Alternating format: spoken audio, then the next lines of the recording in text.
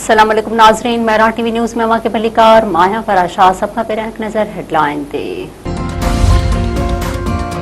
नून league अगवा राणा सनावला आज़ाद कश्मीर जे चूंडुनि में धांधलियुनि जे इल्ज़ामनि खे रद्द करे छॾियो। राणा सनावला चयो आहे त धांधलीअ जा इल्ज़ाम लॻाइण वारा हिन वक़्त ताईं को बि सबूत पेश नाहिनि करे सघिया।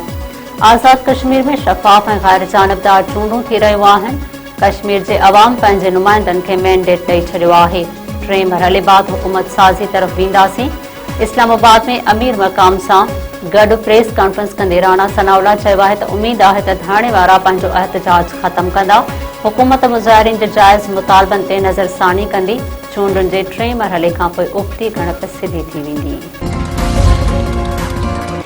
आज़ाद कश्मीर में इलेक्शन जे 3 मरहले में वोटिंग जो अमल जारी। बाग ऐं हवेली ज़िलनि जे 4 तकनि ते वोटिंग। पोलिंग जो अमल सुबुह 9 वॻे खां शाम 5 वॻे ताईं बिना कंहिं रुकावट जे जारी रहंदो। 2 अॻूणा वज़ीर आज़म सरदार अतीक अहमद खान, सरदार तनवीर इलियास ऐं मौजूदा वज़ीर आज़म फैसल राठौड़ बि मैदान ते लथल। चीफ इलेक्शन कमिश्नर मुताबिक़ बाग ऐं हवेली ज़िलनि में 4,60,000 शहरी पंहिंजो वोट कास्ट कंदा।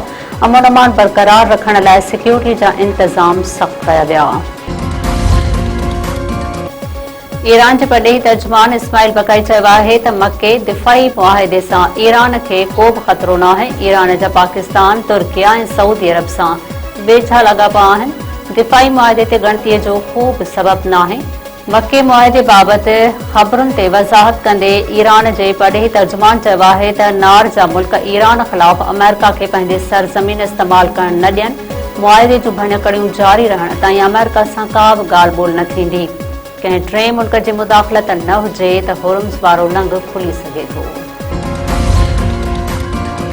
अमरीकी सदर डोनाल्ड ट्रंप चयो आहे त अमेरिका ईरान सां महदूद सतह ते ॻाल्हियूं करे रहियो आहे। ईरान सां मामिलो शतरंज रांदि वांगुरु आहे। अमेरिका दॿाउ वधाइण बदिरां एहतियात खां कमु वठी रहियो आहे।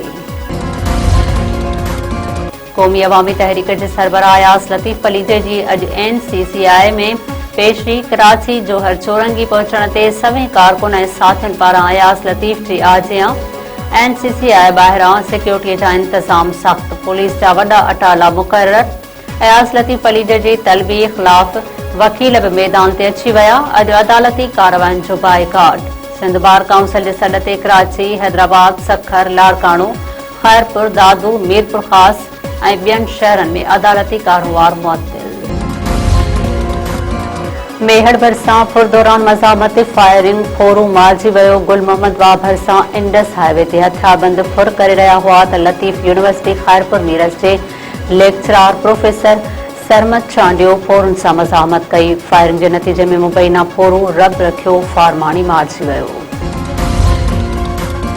खानपुर महर भरिसां शाख खे घारो, 3 ॻोठ ऐं 1 एकड़ फसल पाणीअ हेठि। सहांजड़ो भरिसां कंडेर शाख खे RD 81 वटां 25 फुट घारो पइजी वियो। 3 ॻोठनि में पाणी दाख़िल, 1 एकड़नि ते बीठल फसल बि ॿुॾी वियो।